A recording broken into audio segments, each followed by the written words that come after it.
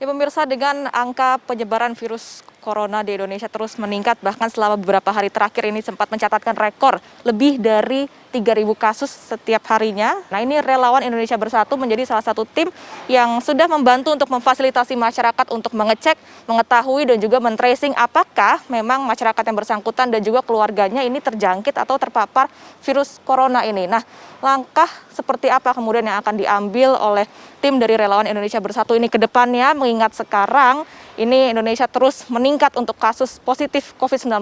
Nah, ini akan kita tanyakan langsung bersama dengan narasumber saya. Sudah ada Bapak Sandiaga Uno sebagai Ketua Tim Relawan Indonesia Bersatu melawan COVID-19. Selamat siang, Bang Sandi, apa kabar? Sehat ya? Sehat terus. Terima kasih nih Iya. udah datang ke sini. Ini Bang Sandi itu terakhir saya lihat tuh di Makassar waktu rapid test sama swab di sana ya, dari Relawan Indonesia Bersatu. Betul. Nah, tapi sekarang kayaknya udah jarang nih, Bang Sandi. Kira-kira evaluasi dari 2 bulan terakhir melakukan rapid test dan juga swab untuk masyarakat ini apa nih, Bang Sandi? Setelah kita melakukan lebih dari 30 prosesi rapid test yang diikuti dengan swab PCR based lab test dan dengan total partisipannya mencapai hampir 15.000, kami menemukan beberapa pola dan Relawan Indonesia Bersatu cukup efektif dalam melakukan di awal-awal. Tapi setelah itu pemetaannya tentunya banyak sekali bersinggungan data-datanya dengan data-data yang dimiliki oleh pemerintah dan tentunya dari aparat kesehatan. Jadi untuk penyelenggaraan tes, trace dan treatment ini memang lokomotifnya harus dilakukan oleh pemerintahan dan tentunya dinas kesehatan dan juga kementerian dan lembaga yang memang membidangi kesehatan ini.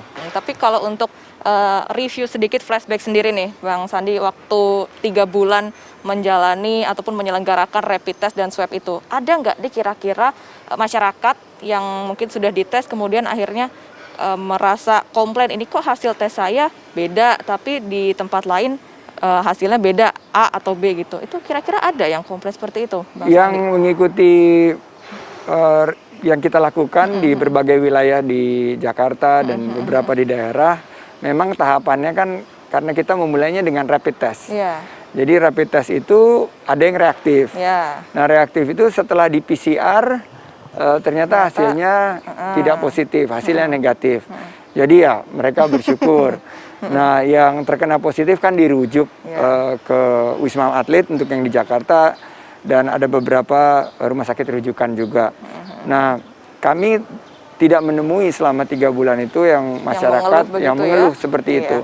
Tapi tentunya saya yakin dengan standarisasi, dengan peningkatan layanan dan akurasi dari layanan-layanan penyedia tes ini, gangguan seperti yang tadi disampaikan itu bisa tereliminasi. Nah, tapi sebetulnya kan Bang Sandi, kalau dari Prof Wiku, ini saya mau minta tanggapan aja, pandangannya Bang Sandi nih. Sebagai salah satu yang sudah pernah menyelenggarakan lebih dari, sudah melayani hampir dari 15.000 ya, tadi untuk sampelnya.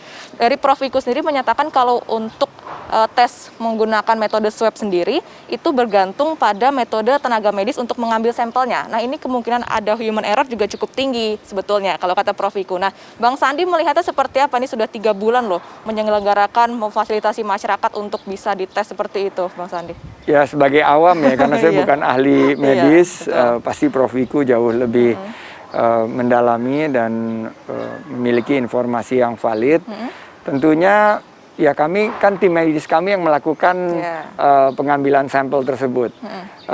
Dan di setiap pekerjaan, bukan ini saja, pastilah ada potensi yang terjadi tersebut. Tapi alhamdulillah selama 3 bulan dari yang kami lakukan, tim medis tetap bersemangat. Sekarang setelah kita nggak menjalankan udah hampir sebulan, mereka terdeploy ke kegiatan-kegiatan lain.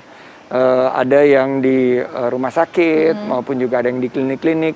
Jadi dengan peningkatan jumlah tes, akurasinya juga akan meningkat.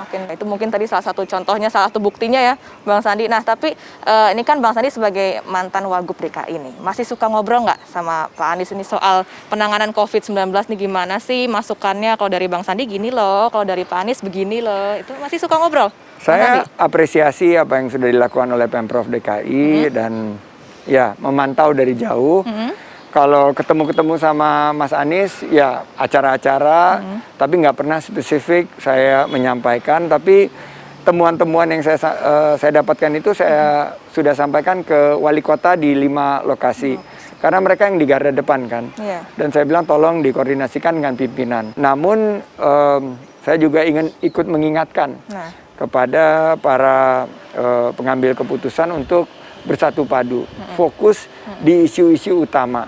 Yaitu isu kesehatan, dan buat saya isu-isu periferal yang nggak terlalu penting janganlah kita jadi gaduh beropini sehingga akhirnya masyarakat berpotensi untuk menurunkan kepercayaan masyarakat terhadap kebijakan-kebijakan publik. Ya. Mungkin itu tadi masukan untuk pemerintah, khususnya juga mungkin dari Pemprov atau pemerintah pusat ya, gitu Bang Sandi. Tapi terakhir nih, dari tim Relawan Indonesia Bersatu, langkah apa nih paling dekat yang akan dilakukan untuk masyarakat mulai dari sekarang nih, yang bisa dirasakan Bang Sandi? Kita melihat keluhan masyarakat itu ada di selain sisi kesehatan, tentunya di sisi ekonomi.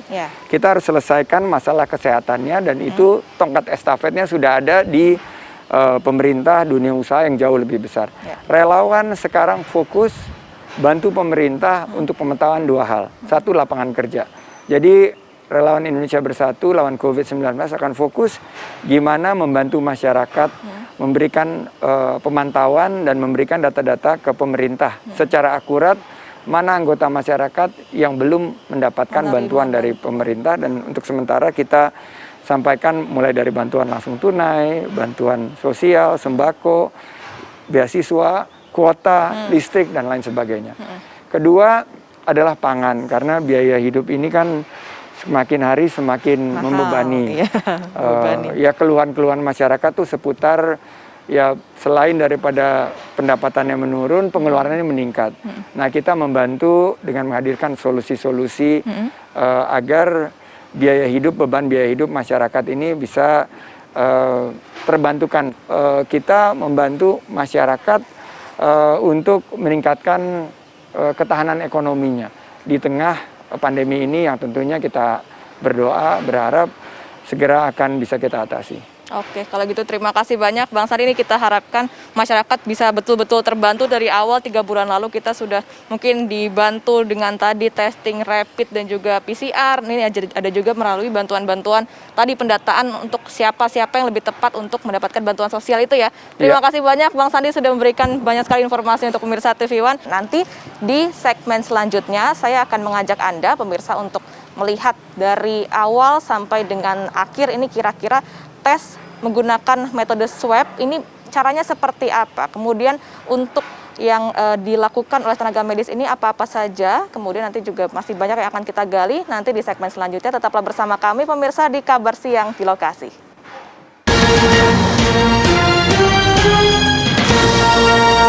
Yang di lokasi di segmen sebelumnya kita sudah mendengarkan informasi dari Sandiaga Uno sebagai Ketua Relawan Indonesia Bersatu lawan COVID-19, namun masih ada beberapa pertanyaan yang belum terjawab. Ini akan dijawab di segmen ini. Kita juga akan melihat bersama-sama seperti apa proses dari awal ketika hasil swab ini sudah diambil, kemudian diekstraksi dan melalui begitu banyak proses hingga akhirnya sudah keluar hasil positif atau negatif COVID-19. Yuk kita masuk ke dalam labnya untuk melihat seperti apa keseluruhan proses ini.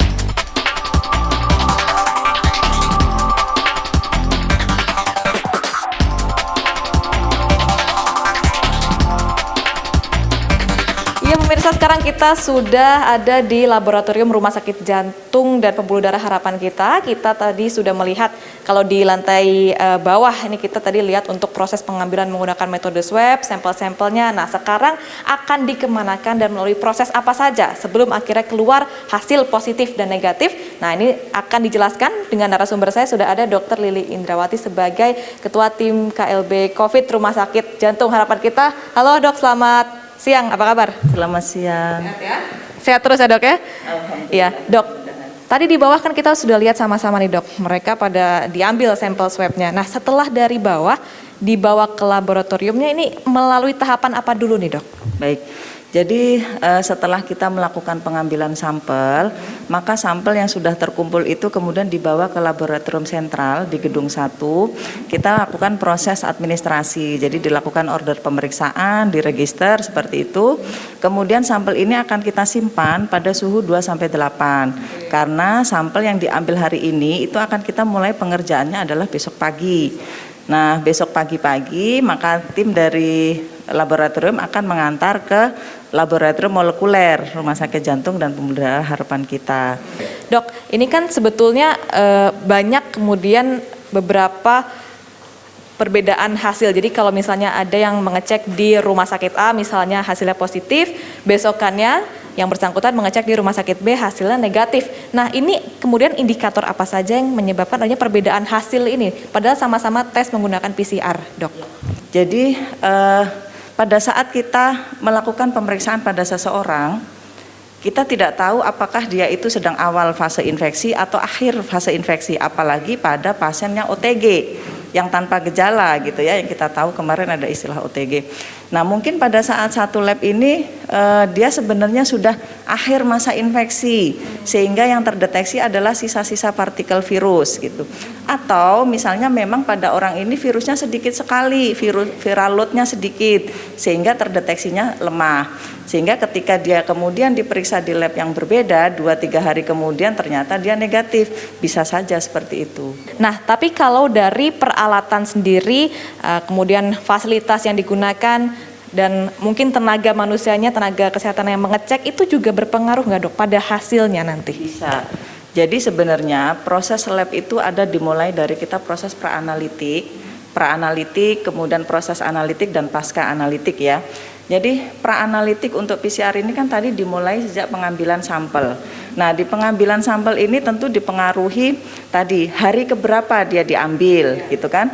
Kemudian apakah pengambilannya ini hanya dari satu sampel nasofaring saja atau nasofaring dan orofaring, itu kan tentunya akan menambah sensitivitas. Kemudian juga media yang digunakan seperti itu dari sisi pra-analitik. Kemudian stabilitas, seberapa lama dia disimpan, misalnya kan kalau tidak dijaga rantai dinginnya, ya bisa saja terjadi rusak. Makanya tadi dikatakan kita harus menjaga nih suhunya gitu. Itu baru proses pra-analitik. Setibanya di laboratorium kita memulai proses analitik. Nah itu juga akan berbeda reagennya, alatnya, itu bisa memberikan nilai cut off yang berbeda seperti itu. Nah mungkin kita sambil bisa, saya pengen lihat-lihat juga sebenarnya ini dok. Nah tapi kalau dari pengambilannya sendiri metodenya dok, dari metode ketika mengambil ke daerah di lubang hidung sama yang di tenggorokan, nah itu tekniknya beda, teknik beda orang itu akan beda hasil juga. Betul, bisa. Jadi pasti kompetensi seseorang dalam melakukan sampling itu juga berpengaruh. Makanya kita kemarin kan melakukan masif ya pelatihan seperti itu. Tentu pelatihan kan pasti disupervisi ya. Ketika seseorang masih dalam under supervisi ya dia masih didampingi, baru sampai akhirnya dia bisa kompeten untuk mengambil sendiri seperti itu. Karena memang faktor keterampilan itu tadi juga berpengaruh. Nah dok, sebenarnya kan untuk membaca hasil ini katanya ada monitornya. Ya. Saya boleh sambil jalan ke sana sambil mungkin nanya ke dokter Lili. Nah pemirsa, sekarang saya mau coba lihat di dalam ini adalah ruangan untuk monitoring hasil PCR. Kita bisa melihat apakah kemudian hasil tes ini valid atau tidak, positif atau negatif dari sini. Oke, kita akan coba ajak dokter Lili. Dok, boleh kita masuk? Ya, nah sekarang kita mau dijelasin sama Mas Soma ya Mas ya. Mas, jadi ini ada 2 monitor nih. Ini untuk apa? Kemudian kita bisa lihat grafik apa nih Mas? Bisa dijelasin sama pemirsa. Jadi ini memang kita memiliki 2 unit alat PCR. Jadi untuk kita lihat hasil mungkin hanya satu aja ya. Ini soalnya disiapkan untuk mau running hari ini. Jadi ini yang hari ini atau yang kemarin? Yang kemarin. Berarti yang sudah kelihatan? Ya sudah ada hasil. Gimana dok bacanya? Jadi untuk yang seperti yang dijelaskan oleh dokter Lili tadi, kita itu setiap running itu pasti ada yang namanya internal control, kemudian ada positif control sama negatif control. Ya, kemudian kita juga memiliki internal control pada masing-masing sampel. Artinya ini bisa membuktikan apakah valid atau tidak. Oke. Gitu. Ada terjadi kerusakan reagensi atau tidak, itu bisa dilihat dari positif kontrol. Jika terdapat 4 grafik yang muncul, maka ini sudah bagus. Valid artinya. Artinya valid. Makasih banyak, Mas Soma. Saya mau geser lagi ke Dokter Lili nih. Dok, tadi saya sudah melihat. Nih. Kemudian selain dari hasil swab ini, Dok, sebetulnya kan ada indikator lain yang bisa kemudian mengkonklusikan kalau yang bersangkutan ini sebetulnya suspek COVID meskipun hasil swabnya misalnya belum keluar. Nah, ini indikator-indikator apa aja, Dok, selain dari hasil swab sebenarnya? Tentu secara umum penyakit kita tidak hanya melihat parameter pemeriksaan lab ya. Jadi kita tetap harus mempertimbangkan klinis pasien. Jadi ada gejala-gejala klinis tentu dari pemeriksaan oleh dokter yang merawat. Makanya sebenarnya ada yang kita katakan sebagai suspek. Jadi suspek itu adalah ketika klinis seseorang mengarah kepada COVID gitu, tetapi kita belum tahu nih sebenarnya dia PCR-nya positif atau negatif gitu. Kalau misalnya kasusnya ini meninggal tapi belum ada hasil, kita kan namanya probable ya. Jadi itu tetap protokol COVID akan dilakukan karena kita ini kan penyakit yang sangat menular. Kita tentunya tidak ingin petugas, keluarga, masyarakat kemudian akan tertular oleh penyakit ini seperti itu. Jadi kita akan memperlakukan pasien-pasien suspek yang kemudian meninggal itu tetap dengan protokol COVID untuk menghindari kalau seandainya pasien ini ternyata hasilnya nanti positif gitu. Kalau tidak kita perlakukan protokol COVID, berapa banyak orang yang terpapar seperti itu. Terima kasih banyak. Kalau begitu Dokter Lili, tadi Mas Soma juga sudah memberikan informasi yang jelas sekali, banyak sekali untuk pemirsa TV One. Semoga bisa menjadi masukan ya untuk masyarakat supaya tadi kayak misalnya ada masyarakat yang tidak setuju kalau misalnya jenazah keluarganya yang harus dimakamkan dengan protokol COVID padahal belum keluar. Padahal itu juga kan sudah sesuai protokol begitu kan. Tadi semoga informasi yang mungkin sudah disampaikan ini bisa membuat Anda mungkin yang di rumah ini lebih waspada. Nah, pemirsa Kabar Siang di lokasi ini harus kita sudahi sampai di sini, tapi jangan kemana-mana karena di studio masih ada rekan saya yang akan mendampingi Anda pada siang hari ini. Terima kasih, tetaplah bersama kami di Kabar Siang.